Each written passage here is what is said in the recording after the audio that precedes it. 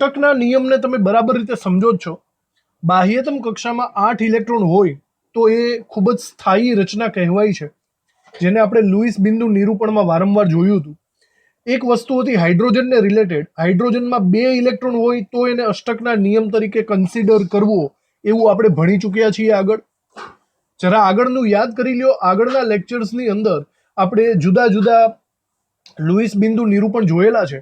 એમાં વારંવાર આ વસ્તુ થતી હતી કે આપણે રાઉન્ડ કરીને ચેક કરતા હતા કે 8 ઇલેક્ટ્રોન થઈ જવા જોઈએ. 8 ઇલેક્ટ્રોન થાય તો જ એની અષ્ટક રચના કહેવાશે અને તો જ એની સ્થાયીતા કહેવાશે. જો કે હાઇડ્રોજનમાં 2 ઇલેક્ટ્રોન જ એનું અષ્ટક કહેવાતું હતું. બરાબર, આના વિશે આપણને જાણકારી જ છે. હવે આપણે એની મર્યાદા વિશે સમજવાનું છે. મર્યાદા એટલે કે ક્યારેક ક્યારેક એવું પણ બને છે કે જે ક્રાઇટેરિયા 8 ઇલેક્ટ્રોનનો છે ને, એ 8 ઇલેક્ટ્રોન કરતા બની શકે કે ઓછા ઇલેક્ટ્રોન હોય. બરાબર, 6 ઇલેક્ટ્રોન, 2 ઇલેક્ટ્રોન, ઓછા ઇલેક્ટ્રોન હોય, તેમ છતાં તે સ્થાયી બની ગયા હોય. સાંભળજો મારી વાત. ક્યારેક એવું બને છે કે ઓછા ઇલેક્ટ્રોન હોવા છતાં પણ અમુક સંયોજનો સ્થાયી બની જાય છે. ક્યારેક એવું બને છે કે 8 કરતાં વધારે ઇલેક્ટ્રોન હોય છે, 12 ઇલેક્ટ્રોન, 14 ઇલેક્ટ્રોન, તેમ છતાં તે સ્થાયી બની જાય છે. એકચ્યુઅલી 12 ઇલેક્ટ્રોન હોય તો નિયમ પ્રમાણે એને સ્થાયી બનવું જોઈએ નહીં. તેમ છતાં ક્યારેક એવું બને છે કે વધારે કે ઓછા ઇલેક્ટ્રોન હોવા છતાં અમુક અણુઓ સ્થાયી બની જાય. આ એની મર્યાદાઓ આપણે કહી શકીએ છીએ, એટલે કે આપણી ભાષામાં એને અપવાદ તરીકે ઓળખી શકીએ છીએ. ઓકે, તો સૌથી પહેલા તો આપણે આ બધી બાબતોને લખી નાખવાની છે. ઓકે, યાદ રાખજો, થિયરીમાં પૂછાયેલા લાયક સવાલ છે. બરાબર, થિયરીમાં તમને આ સવાલ આખે આખો પૂછાશે, મુદ્દા વાઇઝ વર્ણન કરીને તમારે યાદ રાખવાનો છે. તો પહેલી વસ્તુ આની અંદર લખીએ કે અષ્ટકનો જે નિયમ છે, નિયમ સાર્વત્રિક નથી, મતલબ બધાને લાગુ નથી પડતો. અષ્ટકનો નિયમ બધાને લાગુ નથી પડતો. બીજી વાત લખીએ કે અષ્ટકનો નિયમ એ મુખ્યત્વે બીજા આવર્તને જ લાગુ પડે છે. સેકન્ડ આવર્ત ને જ લાગુ પડે છે.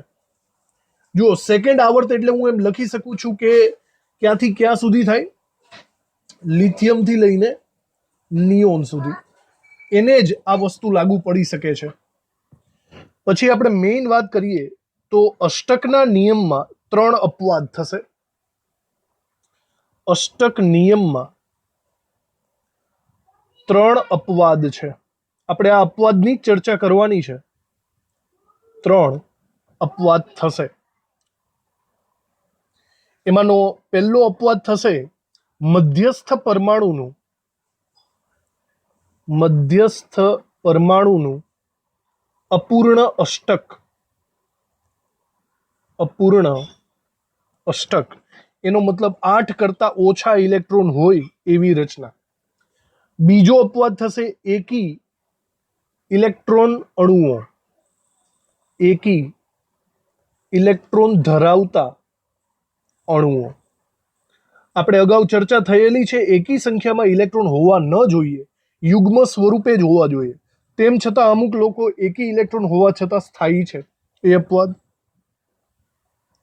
અને ત્રીજું થશે વિસ્તૃત અષ્ટક. વિસ્તૃત અષ્ટક, વિસ્તૃત એટલે કે 8 કરતા વધારે ઇલેક્ટ્રોન હોય તેમ છતાં તેઓ સ્થાયી હોય એવી રચના. તો આ 3 બાબતોને હવે આપણે સમજવાની છે. બરાબર, એટલે આપણો આ સવાલ પૂરો થશે. એમાંની પહેલી બાબતને આપણે ભણીએ બરાબર રીતે. પહેલી બાબત છે આપણી મધ્યસ્થ પરમાણુનું અપૂર્ણ અષ્ટક. અપૂર્ણ અષ્ટક, આનો સિમ્પલી મિનિંગ એવો થશે કે 8 કરતા ઓછા ઇલેક્ટ્રોન. 8 કરતા ઓછા ઇલેક્ટ્રોન હોવા છતાં અમુક લોકો સ્થાયી થાય છે, એની વાત આપણે કરવાની છે. એટલી વસ્તુ, એક વસ્તુ આની અંદર લખી નાખીએ કે કેટલાક સંયોજનોમાં મધ્યસ્થ પરમાણુ ની આસપાસ 8 કરતા ઓછા ઇલેક્ટ્રોન હોય છે, 8 કરતા ઓછા ઇલેક્ટ્રોન હોય છે, તેમ છતાં તેઓ સ્થાયી હોય છે, તેઓ સ્થાયી હોય છે. આ એનો અપવાદ રહેશે. આના એક્ઝામ્પલમાં કોણ કોણ આવશે? એક વસ્તુ ફિક્સ રહેશે કે જેની બાહ્યતમ કક્ષામાં 4 કરતા ઓછા ઇલેક્ટ્રોન હોય ને, લખજો પહેલા કે જેની બાહ્યતમ કક્ષામાં 4 કરતા ઓછા ઇલેક્ટ્રોન હોય, ઓછા ઇલેક્ટ્રોન હોય, બરાબર, તેમાં આ અપવાદ જોવા મળશે. સ્પષ્ટ વસ્તુ છે, જેની બાહ્યતમ કક્ષામાં 4 કરતા ઓછા ઇલેક્ટ્રોન હોય એટલો એનો મતલબ એમ થયો કે કોણ કોણ આવી શકે આની અંદર? આની અંદર સમૂહ 1 આવી શકે, 2 આવી શકે અને 3 આવી શકે. સમૂહ 1 ની બાહ્યતમ કક્ષામાં 1 ઇલેક્ટ્રોન હોય છે. હવે એ ભાઈ બંધ બાંધીને એક જણા સાથે જ બંધ બાંધી શકે. વિચારો, 1 ઇલેક્ટ્રોન છે તો ભાગીદારી તો એકની સાથે જ કરે. એકની સાથે ભાગીદારી કરે એનો મતલબ બાહ્યતમ કક્ષામાં 1 અને 2 જ ઇલેક્ટ્રોન થાય. એક બંધમાં તો 2 જ ઇલેક્ટ્રોન હોય ને, તો આનું અષ્ટક કોઈ રીતે પૂરું થવાનું નથી. જો બાહ્યતમ કક્ષામાં 2 ઇલેક્ટ્રોન હોય તો એ ડબલ બોન્ડ બાંધી શકે. ડબલ બોન્ડમાં પણ વિચારો કે મેક્સિમમ તમે ડબલ બોન્ડ બાંધો તો 4 ઇલેક્ટ્રોન થાય, 2 દુ 4. આમાં પણ અષ્ટક રચના પૂરી થતી નથી. અને બાહ્યતમ કક્ષામાં 3 ઇલેક્ટ્રોન હોય તો એનો મતલબ 3 જગ્યાએ બંધ બાંધશે. 3 જગ્યાએ બંધ બાંધે તો 3 દુ 6 ઇલેક્ટ્રોન થાય, 8 તો નો જ થાય ને. તો આવી સિચ્યુએશન છે. એનો મતલબ સમૂહ નંબર 1, 2 અને 3, એકચ્યુઅલી 3 નહીં 13, 1, 2 અને 13 નંબરના જે તત્વો છે, સમૂહના તત્વો, એની અંદર આ અપવાદ જોવા મળી શકે છે. એક્ઝામ્પલ જોઈએ આપણે એટલે બરાબર ખબર પડી જશે. દાખલા તરીકે અમુક એક્ઝામ્પલ જોતા જઈએ. એક્ઝામ્પલની અંદર LiCl લખી શકો છો તમે. LiCl લિથિયમ પ્રથમ સમૂહનો છે. BeH2 લખી શકો, બેરિલિયમ બીજા સમૂહનો છે. આવી રીતે BCl3 લખી શકો છો, આની અંદર બોરોન 13મા સમૂહનો છે. અને આવી જ રીતના ઘણા બધા સંયોજનો, જેમ કે AlCl3 આવી શકે, પછી BF3 આવી શકે. આ બધા સમૂહ નંબર 13ના સભ્યો છે. જો આને આપણે બરાબર રીતે સમજવા હોય તો જરાક આનું લુઈસ બિંદુ નિરૂપણ દોરવું પડે તો આપણને આઈડિયા આવશે. તો જરા વિચારો, LiCl ને આપણે દોરવાની ટ્રાય કરીએ તો લિથિયમ અને ક્લોરીનને આપણે આજુબાજુ લખીએ, એક બાજુ લિથિયમ લખીએ અને એક બાજુ ક્લોરીન લખીએ. આવી રીતે લિથિયમ સમૂહ નંબર 1 નું તત્વ છે, એની પાસે એક જ ઇલેક્ટ્રોન હોય. અને સમૂહ નંબર 17 પાસે આ ભાઈ પાસે 17 એટલે કે 7 ઇલેક્ટ્રોન હોય. સમૂહ નંબર 17 વાળાને 1 ઇલેક્ટ્રોન ઘટે છે, એનો મતલબ એક ભાગીદારી કરશે તો ચાલશે. અને લિથિયમ પાસે 1 ઇલેક્ટ્રોન છે તો ન છૂટકે, એની પાસે કોઈ પોસિબિલિટી જ નથી, એ એકની જ ભાગીદારી કરી શકે છે. આમાં સિચ્યુએશન કંઈક આવી થશે. સૌથી પહેલા તો ક્લોરીનના 7 ઇલેક્ટ્રોન દર્શાવી દઉં તો એવું માનો કે લિથિયમ અને ક્લોરીન વચ્ચે એક બંધ રચાય છે. તો 1, 2, 3, 4, 5, 6 અને 7, એના 7 ઇલેક્ટ્રોન કમ્પ્લીટ. બીજું લિથિયમ, તો લિથિયમની પાસે તો એક જ ઇલેક્ટ્રોન છે, તો એ તો ભાઈ એક જ બંધ બાંધી શકવાનો છે. બસ આવી રચના થઈ. હવે જો તમે અષ્ટકની વાત કરતા હોય તો જુઓ, ક્લોરીનનું અષ્ટક પૂરું થઈ ગયું અહીંયા, બરાબર. પણ લિથિયમ જુઓ જોઈએ, લિથિયમની પાસે તો 2 જ ઇલેક્ટ્રોન રહ્યા. હા, આ કઈ થોડો હાઇડ્રોજન છે? હાઇડ્રોજનની અંદર 2 ઇલેક્ટ્રોન હોય તો તે સ્થાયી ગણાય, લિથિયમ નો ગણાય. તો એકચ્યુઅલી આ જે આખો સમૂહ છે ને, એ અસ્થાયી હોવો જોઈએ, અસ્થાયી હોવો જોઈએ, પણ એકચ્યુઅલી છે નહીં. આ સંયોજન એકચ્યુઅલી સ્થાયી છે. તો મતલબ આ નિયમનું ઉલ્લંઘન કરે છે, એટલે માટે આ અપવાદ કહેવાશે. એને આવી રીતે લખી શકાય, Li સિંગલ બોન્ડ ક્લોરીન, બરાબર. અને ક્લોરીનની આજુબાજુ આપણે લોન પેર દર્શાવવી પડે. તો ક્લોરીનની આજુબાજુ વધારાના 6 ઇલેક્ટ્રોન એટલે કે 3 લોન પેર દર્શાવી દેવાની. હવે આપણે સેકન્ડ એક્ઝામ્પલ જોઈએ એનું, BeH2 નું. તમને યાદ હશે, આવું એક્ઝામ્પલ આપણે અગાઉ બી જોઈ ચૂક્યા છીએ લુઈસના લેક્ચરની અંદર. તો BeH2 વિચારો, બેરેલિયમ મિડલમાં આવશે અને એની બાજુમાં બે હાઇડ્રોજન આવશે, કંઈક આવી રીતે. બેરેલિયમ ને જોવા જાઓ તો બેરેલિયમ સમૂહ નંબર 2 નું સભ્ય છે, એની પાસે 2 ઇલેક્ટ્રોન જ હોય છે. તો એ સિમ્પલી એવી રીતે કામ કરશે કે બેરેલિયમ બંને હાઇડ્રોજન સાથે એક એક બંધ બાંધશે, કંઈક આવી રીતે. તો જો તમે ઇલેક્ટ્રોન મૂકો તો વધારે ખબર પડે. બેરેલિયમની પાસે 2 ઇલેક્ટ્રોન છે, એક આની સાથે ભાગીદારી કરશે, એક આની સાથે ભાગીદારી કરશે, અને હાઇડ્રોજન એની પાસે એક જ ઇલેક્ટ્રોન હોય તો હાઇડ્રોજન એક ઇલેક્ટ્રોન વડે અહીંયા બંધ રચી દેશે અને આ બાજુનો હાઇડ્રોજન આવી રીતે બંધ રચી દેશે. બસ આટલું થશે. જો હવે તમે અષ્ટક રચનાની વાત કરો તો હાઇડ્રોજનના 2 ઇલેક્ટ્રોન કમ્પ્લીટ એટલે તે સ્થાયી થઈ ગયો કહેવાય. આ બાજુ પણ હાઇડ્રોજનના 2 ઇલેક્ટ્રોન એટલે સ્થાયી થઈ ગયો કહેવાય. પણ જો મિડલની વાત કરો તો મિડલમાં સ્થાયીતા આપણને દેખાતી નથી. મિડલમાં બેરેલિયમની પાસે 4 જ ઇલેક્ટ્રોન છે, તો નોર્મલી આ ભાઈ અસ્થાયી હોવા જોઈએ, પણ એકચ્યુઅલમાં અસ્થાયી નથી, તે સ્થાયી છે, નિયમથી વિરુદ્ધ સ્થાયી છે. એટલા માટે આ અપવાદ છે. સમજ પડી? આવી રીતે આ સેકન્ડ એક્ઝામ્પલ થઈ ગયું.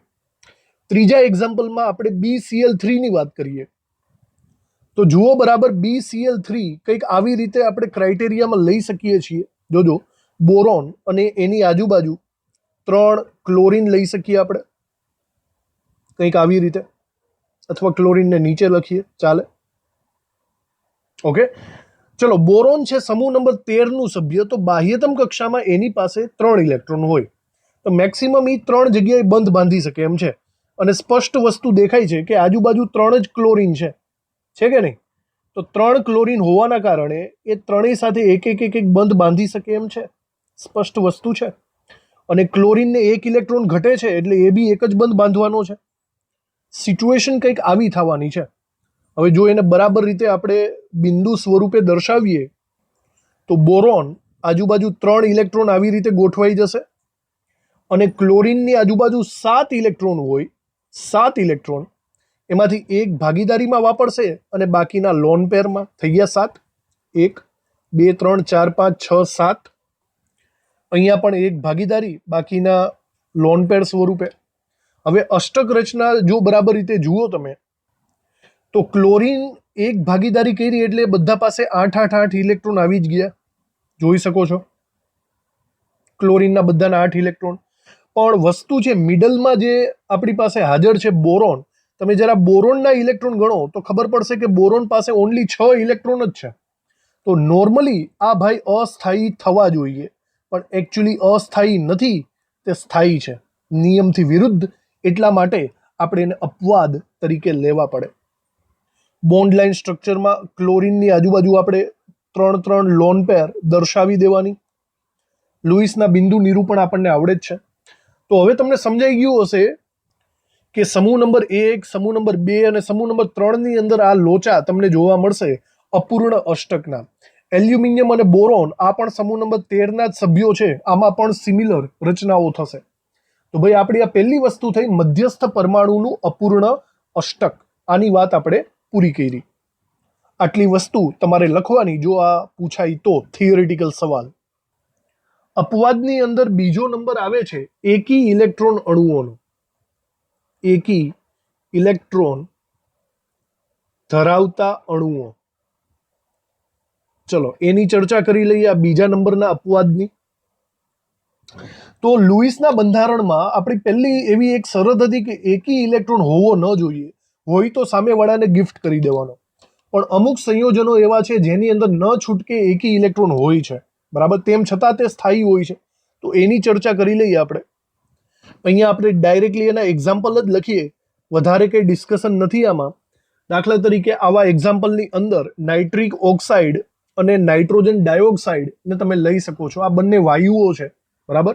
આ બંનેમાં દરેક પરમાણુમાં અષ્ટકનો નિયમ સંતોષકારક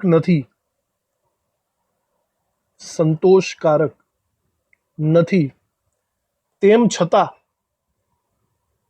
તેઓ સ્થાયી છે. સ્થાયી છે, બરાબર. તો આ એક અપવાદની રીતે આપણે સમજી શકીએ. આ બંનેના સ્ટ્રક્ચર આપણે ડ્રોઈંગ કરવા પડશે જેથી આપણને આઈડિયા આવે. પહેલા આપણે નાઇટ્રિક ઓક્સાઇડની ટ્રાય કરીએ, NO ની. જુઓ, નાઇટ્રોજન અને ઓક્સિજન આવી રીતે લખી શકાય. નાઇટ્રોજનની બાહ્યતમ કક્ષામાં 5 ઇલેક્ટ્રોન હોય, એનો મતલબ એની પાસે 3 ઇલેક્ટ્રોન ઘટે છે, અને ઓક્સિજનની પાસે 2 ઇલેક્ટ્રોન ઘટે છે. કમેડિયું થઈ ગયું અહીંયા તો, બરાબર. જો તમે અહીંયા બિંદુઓ દર્શાવશો લુઈસના તો તમને એક્ઝેક્ટલી આઈડિયા આવશે. સૌથી પહેલા વિચારો કે ઓક્સિજનના નિયમ પ્રમાણે આપણે ઓક્સિજનના 6 ઇલેક્ટ્રોન મૂકી દઈએ. સપોઝ અહીંયા ઓક્સિજનને ધારીને આપણે બે બંધ બાંધે છે એવું માની લઈએ, તો 2, 3, 4, 5 અને 6 આવી રીતે થઈ જશે.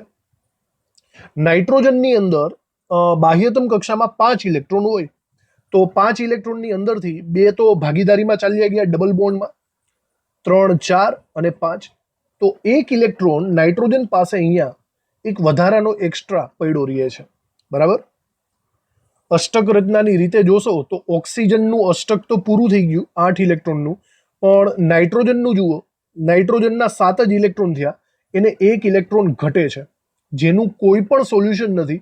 આમાં તમે 1 ઇલેક્ટ્રોન સામેવાળાને ગિફ્ટ આપી નથી શકતા, કાં તો પછી તમે સવર્ગબંધ બાંધી નથી શકતા. કોઈ પણ રીતે તમે આનું સોલ્યુશન મેળવી નહીં શકો, બરાબર. તો આની સિચ્યુએશન આવી જ છે, અને આની અંદર 1 ઇલેક્ટ્રોન આપણે એમ કહી શકીએ કે એકી સંખ્યાનો જ ઇલેક્ટ્રોન છે, તેમ છતાં તે સ્થાયી છે.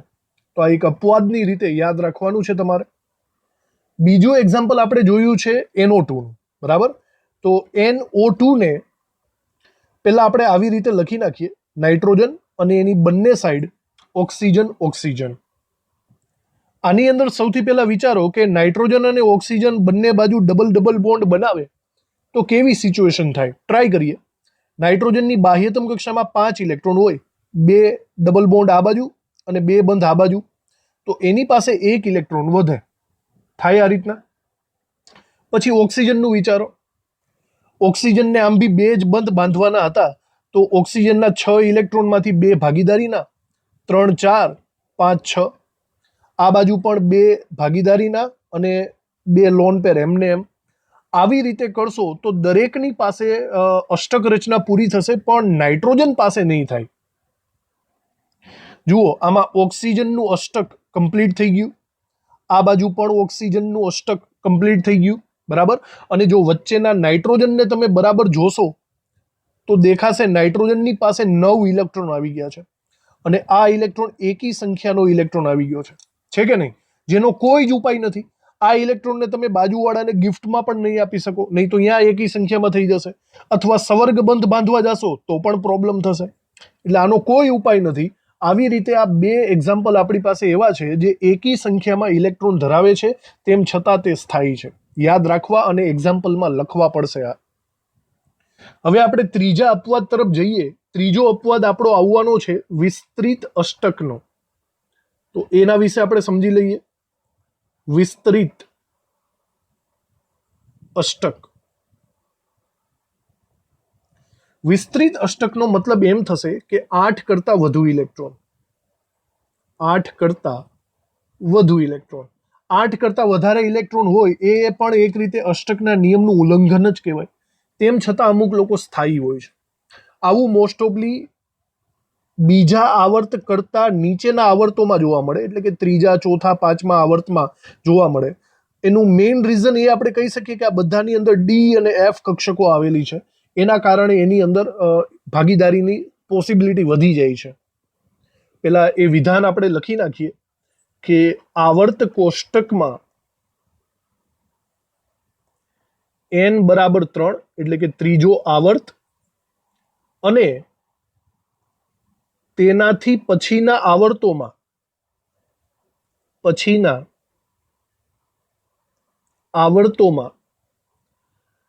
S P ઉપરાંત ડી કક્ષકો હાજર હોય છે. બરાબર. આવા તત્વોના કેટલાક સંયોજનો કેટલાક સંયોજનોમાં મધ્યસ્થ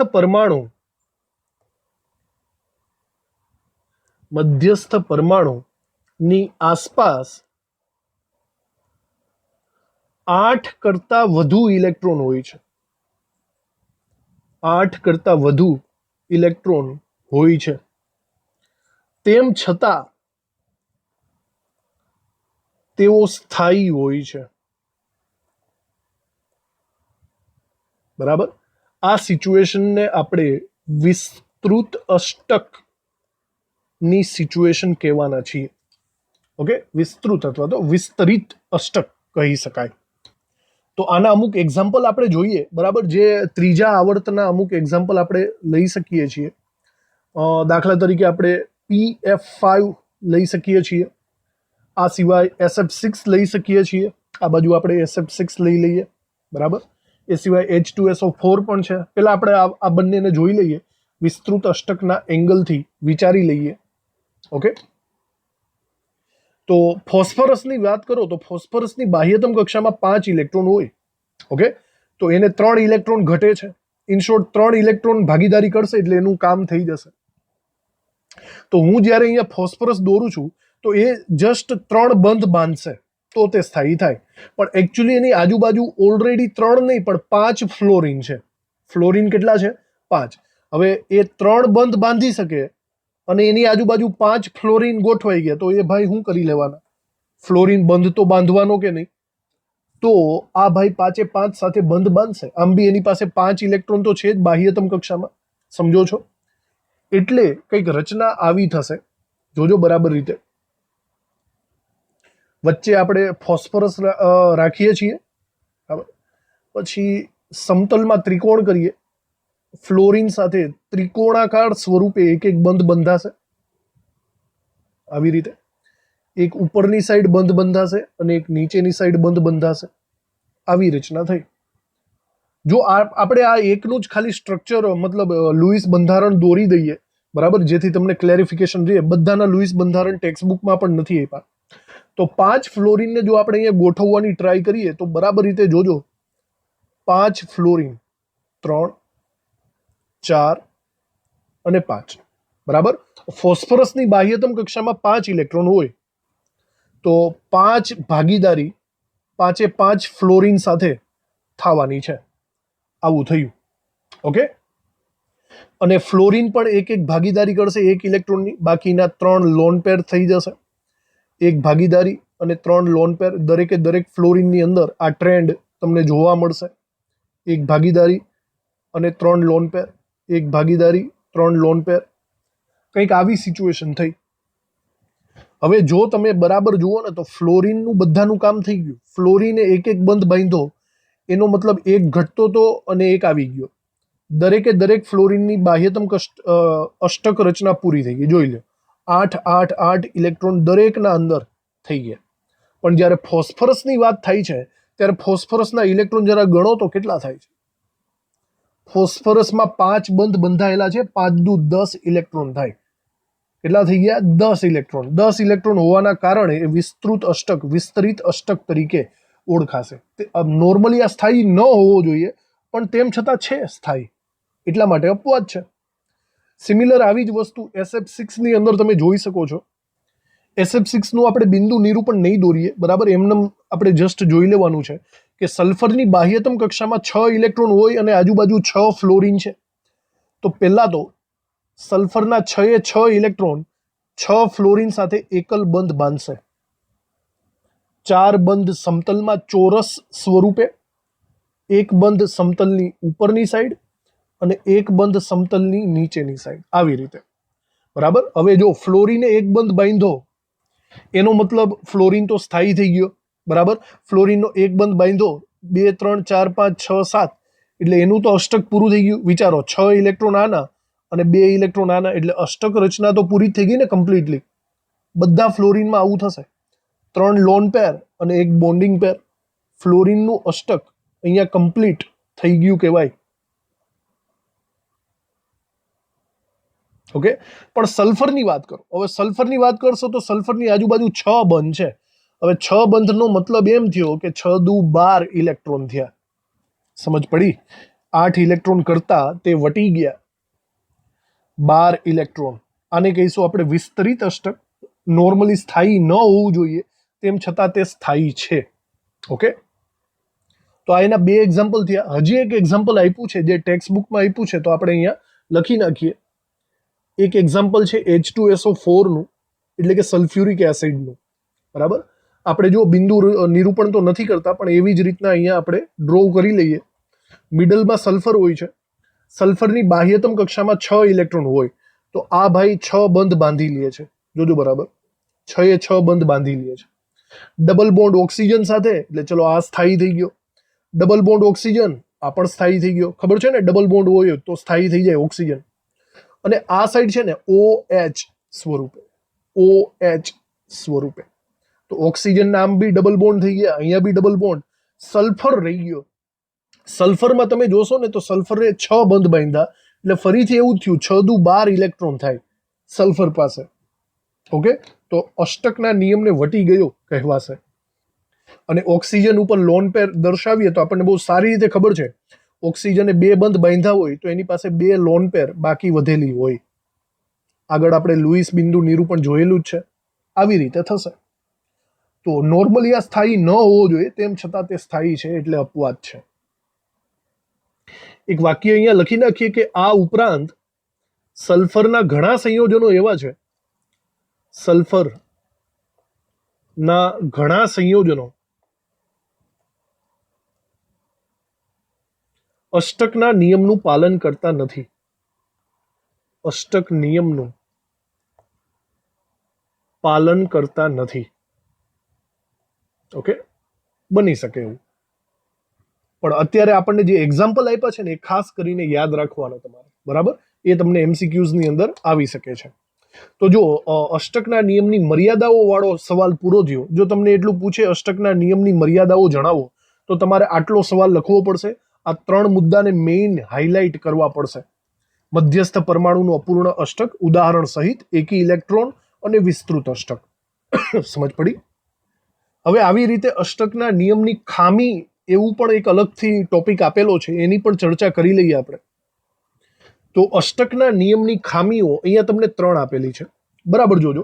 તો પહેલી ખામી શું છે બરાબર સમજવાની કોશિશ કરજો. પહેલી વાત તો એ કે અષ્ટકનો નિયમ, આવો આઈડિયા કોને આવ્યો? અષ્ટકનો નિયમ આપણને ખબર છે ડાયરેક્ટ સ્થાયીતા ઉપર આધારિત છે. આપણે વારંવાર એવું બોલીએ છીએ કે જે અષ્ટક એટલે કે જેની પાસે 8 ઇલેક્ટ્રોન હોય બાહ્યતમ કક્ષામાં એ સ્થાયી કહેવાય. જેની પાસે સ્થાયીતા હોય એની બાહ્યતમ કક્ષામાં 8 ઇલેક્ટ્રોન હોય. વારંવાર આપણે એવા શબ્દો વાપરીએ છીએ. બરાબર, એટલે એક રીતના આવી ઉમદા રચના સાથે આપણે ગોઠવણી કરીએ છીએ. મતલબ જે ઉમદા જેવો હોય એને સ્થાયી કહેવાય, એવું આપણે વારંવાર બોલતા આવ્યા છીએ. પણ વસ્તુ એવી છે કે એકચ્યુઅલી ઉમદા વાયુઓ પણ સ્થાયી નથી. સમજો બરાબર. આ વાક્ય હું પેલા લખી લઉં. આ વાક્યમાં આપણને એમ કહેવા માંગે છે કે અષ્ટકનો જે નિયમ છે એ ઉમદા વાયુઓની, એટલે કે સમૂહ નંબર 18 વાળાઓની નિષ્ક્રિયતા ના ખ્યાલ ઉપર રચાયેલ છે. આવો સૌથી પહેલા આઈડિયા સમૂહ નંબર 18 વાળાએ જ આપ્યો કે ભાઈ સમૂહ નંબર 18 વાળા સ્થાયી શા માટે છે?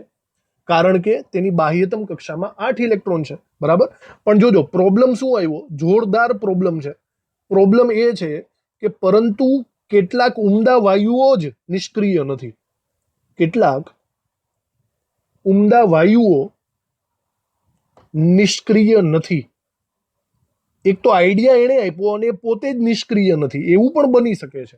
બરાબર, દાખલા તરીકે જો હું એક્ઝામ્પલ આપું તમને,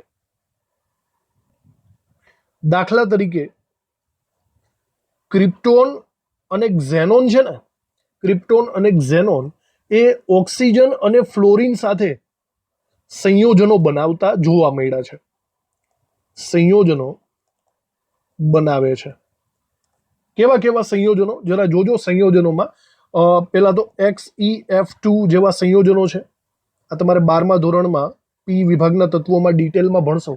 બરાબર, આવી જ રીતે same to same krypton, fluoride, KrF2 ના સંયોજનો અથવા તો XeOF2 ઓક્સીફ્લોરાઇડ ટાઈપના સંયોજનો બનાવે છે, બરાબર. તો આ એક રીતના આપણે એમ કહેવાય કે દગો દીધો એવું કે. હું તમને એક એક્ઝામ્પલ આપું કે અક્ષય કુમાર છે, એ અક્ષય કુમારની એક એડ આવે કે આપણે પિક્ચર ચાલુ થાય ને કોઈ પણ થિયેટરમાં પિક્ચર ચાલુ થાય તો અક્ષય કુમારની એક એડ આવે. એમાં અક્ષય કુમાર એમ કહે છે તમાકુ ખાવું નહીં, દારૂ પીવો નહીં, ખબર છે ને, એવી એક એડ આવે કે ભાઈ તમાકુ નહીં ખાતો મોઢાનું કેન્સર થશે. તો આપણે ડાયા આપણે અક્ષય કુમારે જે કીધું ને માની ગયા. આપણે તમાકુ મૂકી દીધું, આપણે સિગરેટ મૂકી દીધી, આપણે દારૂ પીવાનું મૂકી દીધું, આપણે સાદા ભગત માણા થઈ ગયા. પછી રહીને ખબર પડે કે અક્ષય કુમાર ખુદ દારૂ પીવે છે. અક્ષય કુમાર ખુદ દારૂ પીવે છે એવું જ્યારે આપણને ખબર પડે આપણને તેમ થાય ને કે આપણને દગો દીધો કોકે. આ એના જેવું થયું. સમૂહ નંબર 18 વાળા એક તો ગામમાં ઢીંઢોરો પીટે છે કે અમે નિષ્ક્રિય છીએ, સમજો છો, અને એ જ પાછા પોતે પ્રક્રિયા કરે છે. જુઓ છે, આવું થયું. તો આ એક એની ખામી કહેવાય, અષ્ટકના નિયમની ખામી. બીજી ખામીની વાત કરીએ આપણે તો અષ્ટકનો નિયમ છે ને એ કોઈ પણ અણુનો આકાર તમને બતાવવાનો નથી. તો એમ લખી શકીએ બીજામાં કે અષ્ટકનો નિયમ અણુનો આકાર સમજાવી શકતો નથી. તે માત્ર સ્થાયીતા દર્શાવે છે. આગળ પણ આપણે આવા ઘણા બધા સ્ટ્રક્ચર દોરેલા જ છે. જરા જોજો, આપણે આ એક એક્ઝામ્પલ જોયું હતું BCl3નું. BCl3 ને જ્યારે લુઈસના બંધારણમાં અષ્ટકના નિયમ પ્રમાણે લખીએ ને તો આપણે ગમે એમ ગોઠવી શકીએ, બરાબર. આ ક્લોરીનને તમે નીચે રાખ્યો છે એની જગ્યાએ આ જ ક્લોરીનને તમે ઉપર પણ રાખી શકો છો, કંઈ વાંધો નહીં. એનાથી તમને એનો આકાર ખબર નહીં પડે. એકચ્યુઅલી આનો આકાર છે ને આવો છે. એનો આકાર સમતલીય ત્રિકોણ ટાઈપનો છે. જુઓ, અહીંયા મેં ત્રિકોણ નથી દોર્યો, અહીંયા મેં ટી આકાર દોર્યો છે. સમજ પડી તમને? તો એ માત્ર સ્થાયીતા દર્શાવે છે. એકચ્યુઅલમાં એનો આકાર કેવો છે એની નોલેજ આપણને નથી મળતું. અને ત્રીજી વાત જો આપણે લખીએ તો ત્રીજી એની ખામી થશે કે તે એટલે કે અષ્ટકનો નિયમ અણુઓની સાપેક્ષ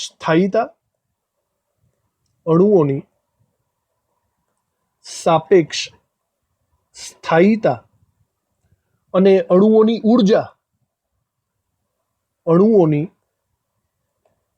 ઉર્જા સમજાવતો નથી, કહી શકતો નથી, બરાબર.